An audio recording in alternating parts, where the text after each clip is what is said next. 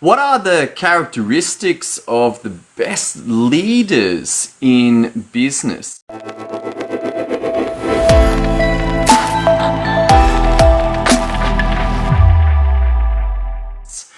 want to share with you a new book that I've begun. I know you might think, wow, man, this guy reads a lot of books. I'm like, yep, yeah, I know.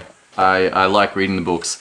Not only reading them, but actually extracting out the learning or the revelation. I use a particular technique that was taught to me by my mentor, Garrett J. White. He's like, hey, just reading the book's not going to do anything for you. You've also got to actually take that learning and apply it to your business. And one of the ways to do that is first interpret it. First in say, hey, this was the learning. What are we going to do with it?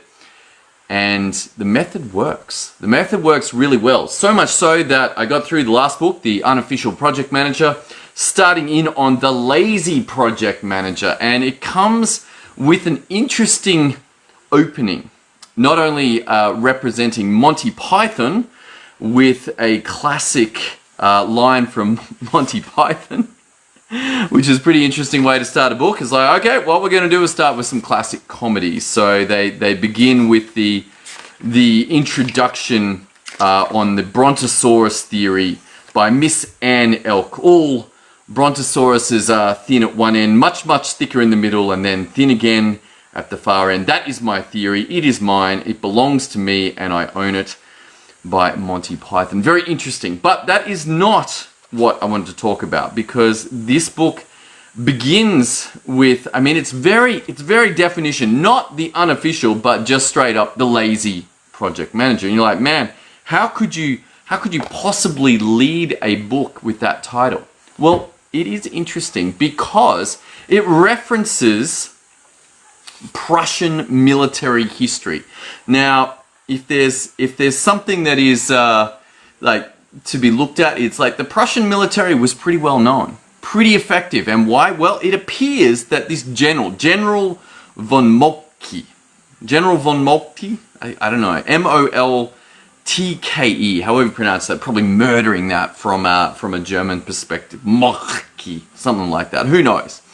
He characterized leaders on two axes. On one was dull to smart, and one was hardworking to lazy. Now, who do you think's going to get promoted? Who are you going to put in charge of your business? Presumably not towards the dull end, and that is true. Also, the General von Moltke said, you know, if you're dull, guess what? We're going to get you either to do repetitive, boring work where you can't do too much damage, or we're really going to push you out entirely. If you're lazy and you are lazy and not smart, then, you know, we don't really have a great role for you. If you're hardworking and not smart, we're just going to get you to do repetitive jobs. It's like, okay, great. So then we come across the other side, the smart side. And you would think potentially at a first glance that the people that you would want leading the business would of course be the smart, hardworking. And that the smart and lazy, you know, we'll leave you over here, and whatever, you do whatever you want. But the smart and hard lazy, that's who we want as leaders of the business. But this would not be correct. This is the assumption. But in actual fact, he said, no, what you want is the guys who are smart and lazy to be leading your organization. How could that possibly make sense? It doesn't make sense. I mean, what are we? The leaders are leading from a place of laziness? How could this make sense? Well, it's very interesting.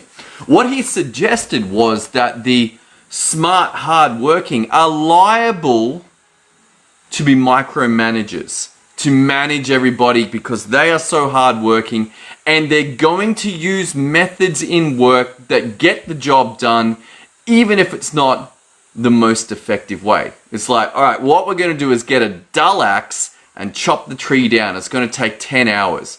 The tree will come down because that's how they think. They're like, yep, this tree needs to come down.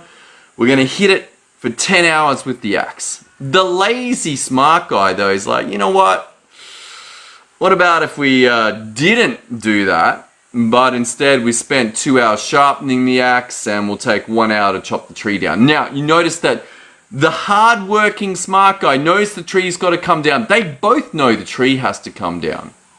But one of them takes 10 hours, one of them takes 3 hours. Now, this could also come through in other aspects of work. One example could be software coding, where you can use a brute force method.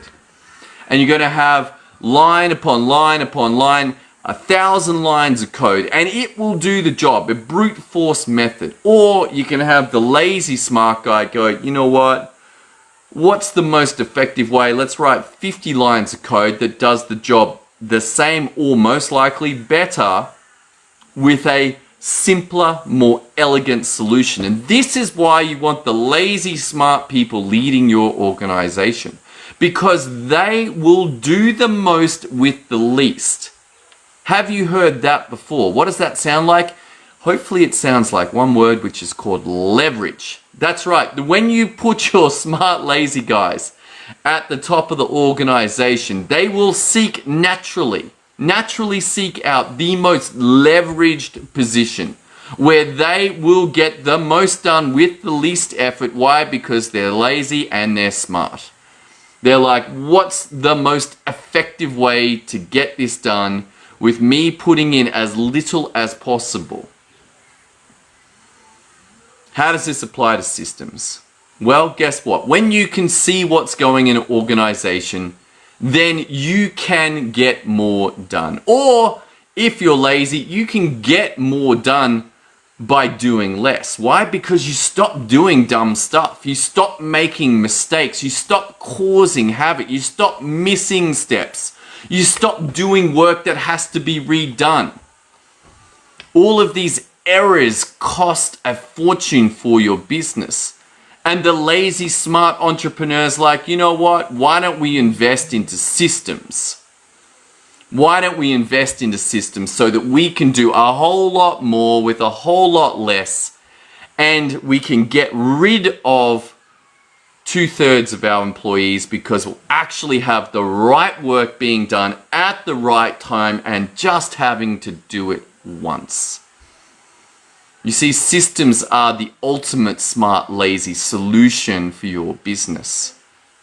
Get it done once. Yes, you have to invest in the system up front. Maybe it takes you 10 hours, maybe it takes you 20, but from that day forward, you save 3 hours. Every day takes you 7 days to get break even on your time, and then you are saving 3 hours every day because you were bothered, because you were enthusiastically saying, you know what, what's the laziest smart way to do this? Well, I'm going to build the system. And hopefully, with any luck, you built it so that you can get rid of that work entirely and you can have your team effectively do that work. So you are getting an infinite return on investment. Why? Because you don't have to do that work anymore. The work gets done to spec, it gets done accurately, it gets done by your teams without you having to do anything. This is where you want to be if you want to have a business that works without you. If you want to have 2 or 3 businesses that work without you, then you must invest in systems. All right, that's all I got for you today. I hope you got a lot out of today's session. I'm excited for the lazy project management. It's starting off well. The mindset is very interesting. It sounds terrible. Why would you want to be lazy? Because it gives you maximum leverage. All right, look forward to seeing you on tomorrow's episode as we continue this journey into the power of systems to create results. I'll see you then.